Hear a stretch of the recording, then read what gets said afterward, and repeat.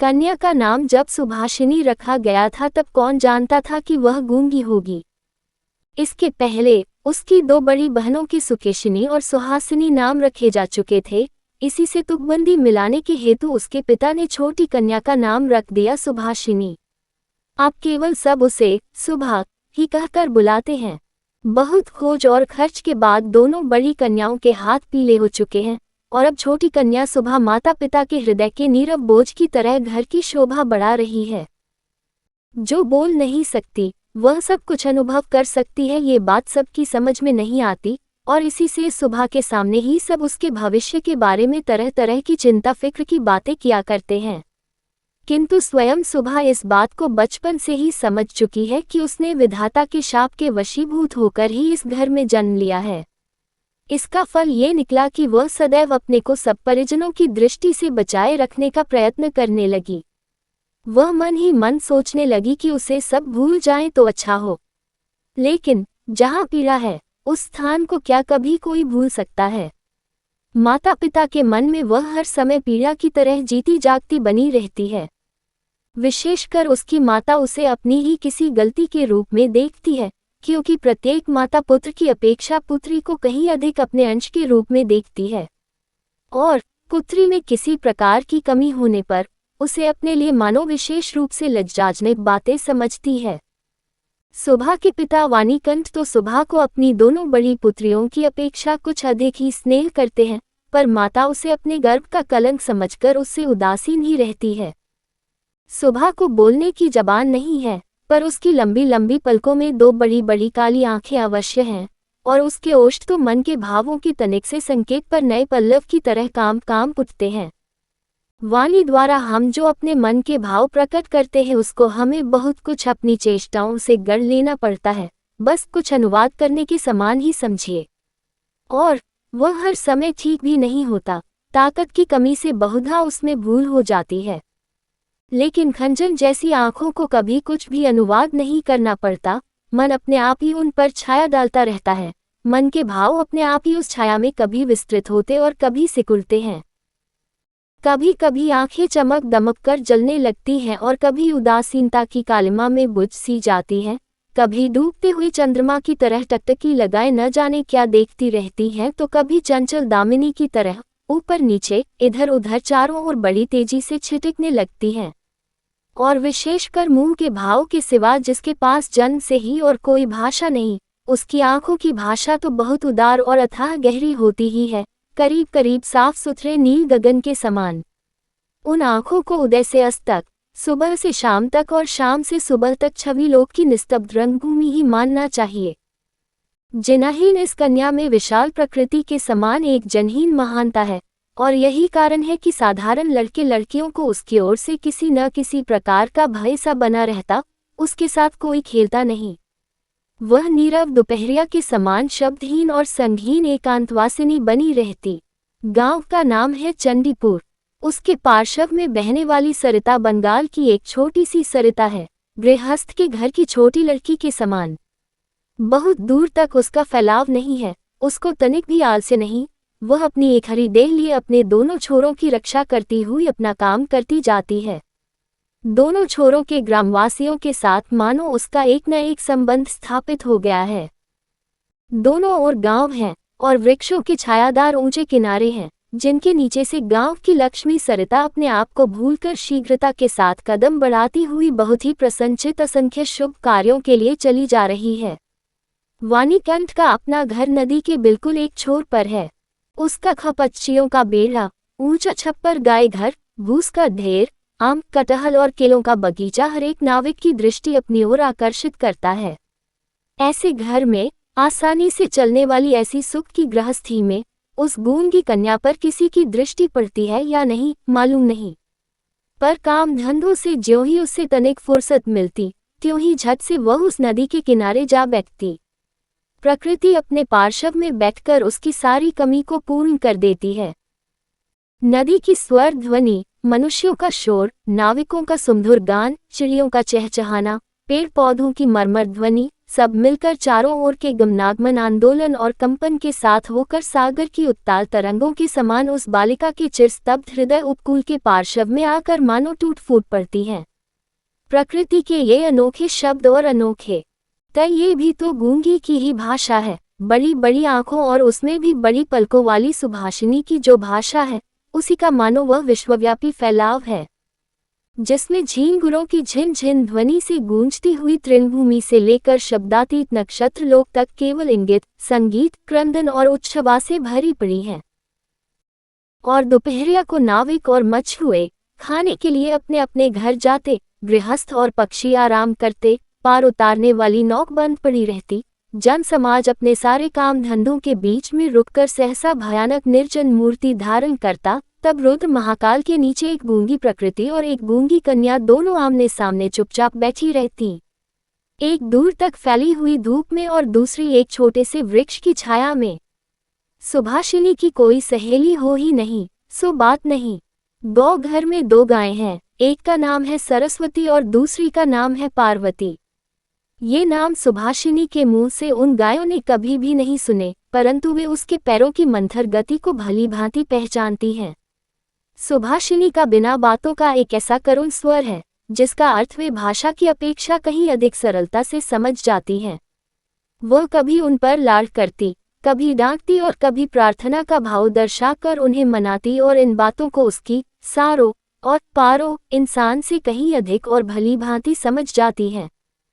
सुभाषिनी गौ घर में घुसकर अपनी दोनों बाहों से जब सारो की गर्दन पकड़कर उसके कान के पास अपनी कनपटी रगड़ती है, तब पारो स्नेह की दृष्टि से उसकी ओर निहारती हुई उसके शरीर को चाटने लगती है।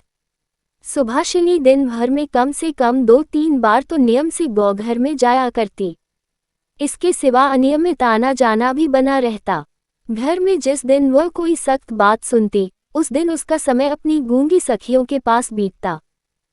सुभाषिनी की सहनशील और विषाद शांत चितवन को देखकर वे न जाने कैसी एक अन्य अनुमान शक्ति में उसकी मर्म वेदना को समझ जाती और उसकी देह से सटकर धीरे धीरे उसकी बाहों पर सींग घिस-घिसकर अपनी मौन आकुलता से उसको धैर्य बंधाने का प्रयत्न करती। इसके सिवा एक बकरी और बिल्ली का बच्चा भी था। उनके साथ सुभाषिनी की गहरी मित्रता तो नहीं थी, फिर भी वे उससे बहुत प्यार रखते और कहने के अनुसार चलते। बिल्ली का बच्चा चाहे दिन हो या रात, जब तब सुभाषिनी की गर्म गोद पर बिना किसी संकोच के अपना हाथ जमा लेता और सुख की नींद सोने की तैयारी करता, और सुभाषिनी जब उसकी गर्दन और पीठ पर अपनी कोमल उंगलियां फेरती, तब तो वह ऐसे आंतरिक भाव दर्शाने लगता मानो उसको नींद में खास सहायता मिल रही है। ऊंची श्रेणी के प्राणियों में सुभाषिनी को और भी एक मित्र मिल गया था, किंतु उसके साथ उसका ठीक कैसा संबंध था, इसकी पक्की खबर बताना मुश्किल है, क्योंकि उसके बोलने की जिना है और वह गूंगी है, अतः दोनों की भाषा एक नहीं थी। वह था गुसाइयों का छोटा लड़का प्रताप। प्रताप बिल्कुल आलसी और निकम्मा था। उसके माता पिता ने बड़े प्रयत्नों के उपरांत इस बात की आशा तो बिल्कुल छोड़ दी थी कि वह कोई काम काज करके घर गृहस्थी की कुछ सहायता करेगा। निकम्मों के लिए एक बड़ा सुविधा यह है कि परिजन उन पर बेशक नाराज रहे, पर बाहरी जनों के लिए वे प्रायः स्नेहपात्र होते हैं, कारण किसी विशेष काम में न फंसे रहने से वे सरकारी मिल्कियत से बन जाते हैं। नगरों में जैसे घर के पार्श्व में या कुछ दूर पर एक आध सरकारी बगीचे का रहना आवश्यक है, वैसे ही गांवों में 2-4 निठल्ले निकम्मे सरकारी इंसानों का रहना आवश्यक है। काम धंधों में, हास परिहास में, और जहां कहीं भी एक आध की कमी देखी, वहीं वे चट से हाथ के पास ही मिल जाते हैं। प्रताप की विशेष रुचि एक ही है, वह है मछली पकड़ना। इससे उसका बहुत सा समय आसानी के साथ कट जाता है। तीसरे पहर सरिता के तीर पर बहुधा वह इस काम में तल्लीन दिखाई देता और इसी बहाने सुभाषिनी से उसकी भेंट हुआ करती। चाहे किसी भी काम में हो, पार्श्व में एक हमजोली मिलने मात्र से ही प्रताप का हृदय खुशी से नाच उठता।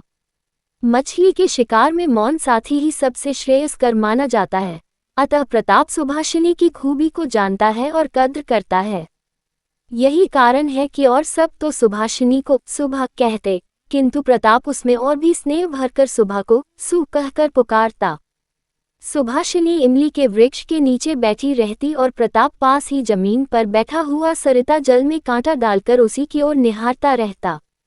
प्रताप के लिए उसकी ओर से हर रोज एक पान का बीड़ा बंधा हुआ था और उसे स्वयं वह अपने हाथ से लगा कर लाती। और शायद बहुत देर तक बैठे बैठे देखते देखते उसकी इच्छा होती कि वह प्रताप की कोई विशेष सहायता करे, उसके किसी काम में सहारा दे। उसके ऐसा मन में आता कि किसी प्रकार वह ये बता दे कि संसार में वह भी एक कम आवश्यक व्यक्ति नहीं, लेकिन उसके पास न तो कुछ करने को था और वह न कुछ कर ही सकती थी। तब वह मन ही मन भगवान से ऐसी अलौकिक शक्ति के लिए विनती करती कि जिससे वह जादू मंत्र से चट से ऐसा कोई चमत्कार दिखा सके जिसे देखकर प्रताप दंग रह जाए और कहने लगे, अच्छा मैं ये करामात, मुझे क्या पता था।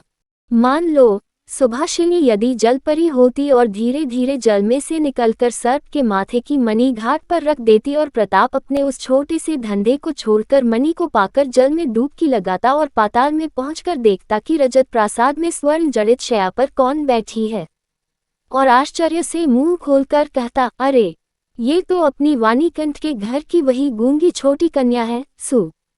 मेरी आज मनियों से जटित, गंभीर, निस्तब्ध पातालपुरी की एकमात्र जलपरी बनी बैठी है।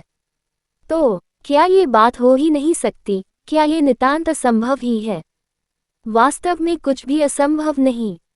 लेकिन फिर भी प्रजा शून्य पातालपुरी के राजघराने में जन्म न लेकर वाणीकंठ के घर पैदा हुई है, और इसीलिए वह आज गुसाइयों के घर के लड़के प्रताप को किसी प्रकार के आश्चर्य से अचंभित नहीं कर सकती। सुभाषिनी की अवस्था दिन प्रतिदिन बढ़ती ही जा रही है। धीरे धीरे मानो वह अपने आप को अनुभव कर रही है, मानो किसी एक पूर्णिमा को किसी सागर से एक ज्वार सा आकर उसके अंतराल को किसी एक नवीन अनिर्वचनीय चेतना शक्ति से भर भर देता है। अब मानो वह अपने आप को देख रही है, अपने विषय में कुछ सोच रही है, कुछ पूछ रही है, लेकिन कुछ समझ नहीं पाती। पूर्णिमा की गाढ़ी रात्रि में उसने एक दिन धीरे से कक्ष के झरोखे को खोलकर भयत्रस्तावस्था में मुंह निकालकर बाहर की ओर देखा कि संपूर्ण प्रकृति भी उसके समान सोती हुई दुनिया पर अकेली बैठी हुई जाग रही है। वह भी यौवन के उन्माद से, आनंद से, विषाद से, असीम नीरवता की अंतिम परिधि तक, यहाँ तक कि उसे भी पार करके चुपचाप स्थिर बैठी है। एक शब्द भी उसके मुख से नहीं निकल रहा है। मानो इस स्थिर निस्तब्ध प्रकृति के एक छोर पर उससे भी स्थिर और उससे भी निस्तब्ध एक भोली लड़की खड़ी हो। इधर कन्या के विवाह की चिंता में माता पिता बहुत बेचैन हो उठे हैं और गांव के लोग भी यत्र तत्र निंदा कर रहे हैं। यहाँ तक कि जाति विच्छेद कर देने की भी अफवाह उड़ी हुई है। वाणीकंठ की आर्थिक दशा वैसे अच्छी है, खाते पीते आराम से है और इसी कारण इनके शत्रुओं की भी गिनती नहीं है। स्त्री पुरुषों में इस बात पर बहुत कुछ सलाह मशविरा हुआ। कुछ दिनों के लिए वाणीकंठ गांव से बाहर परदेश चले गए। अंत में एक दिन घर लौटकर पत्नी से बोले, चलो कलकत्ते चलें। कलकत्ता गमन की तैयारियां पूरे जोर शोर से होने लगी। कोहरे से ढके हुए सवेरे के समान सुबह का सारा अंत करण अश्रुओं की भाप से ऊपर तक भर आया। भावी आशंका से भयभीत होकर वह कुछ दिनों में मूक पशु की तरह लगातार अपने माता पिता के साथ रहती और अपने बड़े बड़े नेत्रों से उनके मुख की ओर देखकर मानो कुछ समझने का प्रयत्न किया करती, पर वे उसे कोई भी बात समझाकर बताते ही नहीं थे। इसी बीच में एक दिन तीसरे पहर तट के समीप मछली का शिकार करते हुए प्रताप ने हंसते हंसते पूछा, क्यों रीसू, मैंने सुना है कि तेरे लिए वर मिल गया है, तू विवाह करने कलकत्ता जा रही है। देखना कहीं हम लोगों को भूल मत जाना। इतना कहकर वह जल की ओर निहारने लगा। तीर से घायल हिरनी जैसे शिकारी की ओर ताकती और आंखों ही आंखों में वेदना प्रकट करती हुई कहती रहती है, मैंने तुम्हारा क्या बिगाड़ा था। सुबह ने लगभग वैसे ही प्रताप की ओर देखा। उस दिन वह वृक्ष के नीचे नहीं बैठी। वाणीकंठ जब बिस्तर से उठकर धूम्रपान कर रहे थे, सुबह उनके चरणों के पास बैठकर उनके मुख की ओर देखती हुई रोने लगी। अंत में बेटी को ढाढ़स और सांत्वना देते हुए पिता के सूखे हुए कपोलों पर अश्रु की 2 बूंदें ढुलक पड़ी। कल कलकत्ता जाने का शुभ मुहूर्त है। सुबह ग्वाल घर में अपनी चिर संगिनियों से विदा लेने के लिए गई। उन्हें अपने हाथ से खिलाकर गले में बांध डालकर वह अपनी दोनों आंखों से खूब जी भर के उनसे बातें करने लगी। उसके दोनों नेत्र अश्रुओं के बांध को न रोक सके। उस दिन शुक्ला द्वादशी की रात थी।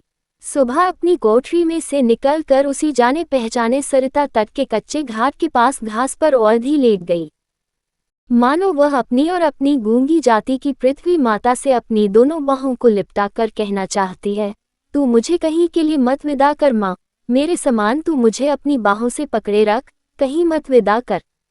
कलकत्ते के एक किराए के मकान में एक दिन सुबह की माता ने उसे वस्त्रों से खूब सजा दिया, कसकर उसका जूड़ा बांध दिया, उसमें जरी का फीता लपेट दिया, आभूषणों से लादकर उसके स्वाभाविक सौंदर्य को भरसक मिटा दिया। सुबह के दोनों नेत्र अश्रुओं से गीले थे, नेत्र कहीं सूख न जाएं, इस भय से माता ने उसे बहुत समझाया बुझाया और अंत में फटकारा भी, पर अश्रुओं ने फटकार की कोई परवाह न की। उस दिन कई मित्रों के साथ वह कन्या को देखने के लिए आया। कन्या के माता पिता चिंतित, शंकित और भयभीत हो उठे, मानो देवता स्वयं अपनी बलि के पशुओं को देखने आए हों। अंदर से बहुत डांट फटकार बताकर कन्या के अश्रुओं की धारा को और भी तीव्र रूप देकर उसे निरीक्षकों के सम्मुख भेज दिया। निरीक्षकों ने बहुत देर तक देखभाल के उपरांत कहा, ऐसी कोई बुरी भी नहीं है। विशेषकर कन्या के अश्रुओं को देखकर वे समझ गए कि इसके हृदय में कुछ दर्द भी है, और फिर हिसाब लगाकर देखा कि जो हृदय आज माता पिता के बिछोह की बात सोचकर इस प्रकार द्रवित हो रहा है, अंत में कल उन्हीं के काम वह आएगा। सीप के मोती के समान कन्या के आंसुओं की बूंदें उसका मूल्य बढ़ाने लगी। उसकी ओर से और किसी को कुछ कहना ही नहीं पड़ा। पात्र देखकर खूब अच्छे मुहूर्त में सुबह का विवाह संस्कार हो गया। गूंगी कन्या को दूसरों के हाथ सौंपकर माता पिता अपने घर लौट आए, और तब कहीं उनकी जाति और परलोक की रक्षा हो सकी। सुबह का पति पछाह की ओर नौकरी करता है। विवाह के उपरांत शीघ्र ही वह पत्नी को लेकर नौकरी पर चला गया। एक सप्ताह के अंदर ससुराल के सब लोग समझ गए कि बहू गूंगी है, पर इतना किसी ने न समझा कि इसमें उसका अपना कोई दोष नहीं, उसने किसी के साथ विश्वासघात नहीं किया है। उसके नेत्रों ने सभी बातें कह दी थीं, किंतु कोई उसे समझ न सका। अब वह चारों ओर निहारती रहती है, उसे अपने मन की बात कहने की भाषा नहीं मिलती। जो गूंगे की भाषा समझते थे, उसके जन्म से परिचित थे, वे चेहरे उसे यहाँ दिखाई नहीं देते। कन्या के गहरे शांत अंत करण में असीम अव्यक्त क्रंदन ध्वनित हो उठा, और सृष्टिकर्ता के सिवा और कोई उसे सुन ही न सका। अब की बार उसका पति अपनी आंखों और कानों से ठीक प्रकार परीक्षा लेकर एक बोलने वाली कन्या को ब्याह लाया।